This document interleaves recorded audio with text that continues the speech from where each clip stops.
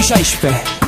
Eu, Dani Mocanu, am pregătit cea mai nouă piesă și prin intermediul acestei piese vreau să transmit un mesaj tuturor oamenilor din România și în mod special transmit acest mesaj oamenilor care fac discriminări la adresa țiganilor din România. Dacă sunt țigan, care e problema?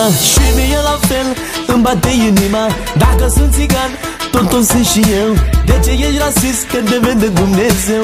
Un țigan între români nu stă niciodată, că românii nu i-ar da niciun pahar cu apă. Dar românii între țigani e ca la el acasă, că țigan îi pune tot ce are mai bun pe masă. Mă mândresc că sunt țigan, pur sânge din neam în neam. Acceptați-mi toți etnia. Sunt țigan de România.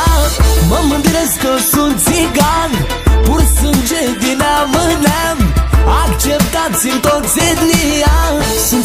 Sunt țigan de România.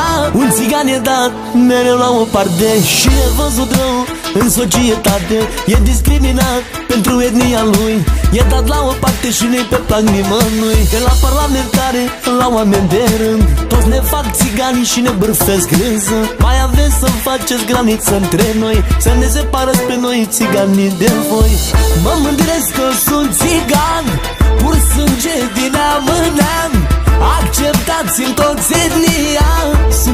Sunt țigan de România. Mă mândresc că sunt țigan, pur sânge din neam în neam. Acceptați-mi toți etnia. Sunt țigan de România. Mă mândresc că sunt țigan, pur sânge din neam în neam. Acceptați-mi toți etnia. Sunt țigan de România. Mă mândresc că sunt țigan, pur sânge din neam în neam. Acceptați-mi toți etnia. Sunt țigan de România. Dacă sunt țigan, care e problema? Și mie la fel îmi bate inima. Dacă sunt țigan, tot sunt și eu. De ce ești rasist? Că te vede Dumnezeu.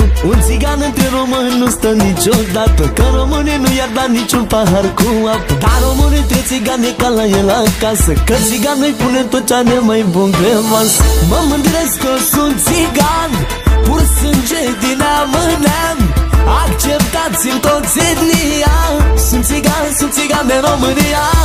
Mă mândresc că sunt țigan, pur sânge din neam în neam. Acceptați-mi toți etnia. Sunt țigan de România. Țigan de România.